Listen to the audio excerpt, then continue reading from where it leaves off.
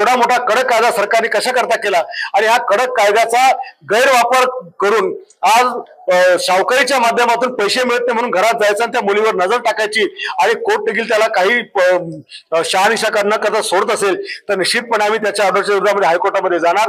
आणि माननीय माझे मुख्यमंत्री उपमुख्यमंत्री दोन्ही मी आपल्या त्यांना विनंती करायला स्वतःही त्या ठिकाणी भेटेल किंवा अधिवेशनातही उचलेल की या गावामध्ये जो सावकार हैदोस चालू आहे, ज्या लोकांच्या शेत्या हडप करणं चालू आहे त्या शेत्या त्या लोकांना परत देण्याचं काम आपण लोकांनी करावं। सगळे आदिवासी लोक आहेत, आज सगळे भयभीत झालेले आहेत आणि हा सावकार इतका मुजोर आहे की त्यांनी पैसे फेडल्यानंतर त्यांच्या सातबारावर 3-3, 4-4 लाखाचा कर्ज काढून पुणे यांच्याकडे पैसे उभारतो आणि ते कर्ज या लोकांना फेडायला लागतं।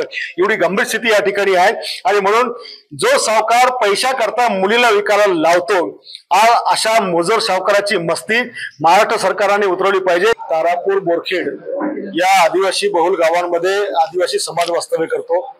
सुनील बुरड हा मलकापूरचा एक व्यावसायिक आहे। या गावामध्ये त्यांनी अनेक शेतकऱ्यांकडून शेतकऱ्यांच्या खरेद्या करून त्यांना चक्री व्याज दराने पैसे त्या ठिकाणी दिले आणि 11 शेतकऱ्यांच्या जमिनी त्यांनी हडप केल्या। 1 लाख दिले असतील तर त्याचे 6 लाख वसूल केले, 50,000 दिले असतील तर 5.5 लाख वसूल केले आणि एक कुन्नीबाई चव्हाण नावाची महिला आहे, त्या महिलाचे पती वारले आणि त्याच्या पतीचं कर्ज त्या बाईवर आलं तर ते फेडता येत नव्हतं, मुलं लहान होती आणि एक मुलगी तरुण झाली तर त्यांनी ती मुलगी राजस्थानला विकायला लावली। 4 लाखामध्ये ती मुलगी विकायला लावली आणि यांच्याकडे 2 लाख असं 1 लाखाचे 6 लाख कर्ज त्या ठिकाणी घेतलं आणि विकून त्या मुलीचं लग्न लावलं आणि स्वतःचे पैसे फेडून घेतले। आता काल परवा हा त्या गावामध्ये वसुली करायला गेला आणि एका 12 वर्षाच्या मुलीसोबत त्याने अश्लील कृत्य त्या ठिकाणी केलं आणि अश्लील कृत्य केलं तर पास्को दाखल झाला। आज महाराष्ट्रामध्ये आपण मागच्या काळात पाहिलं की अनेक सावकारांच्या घरामध्ये शेतकऱ्यांच्या बायका पैसे मिळाले म्हणून त्या सावकारांनी घाण ठेवले आहेत।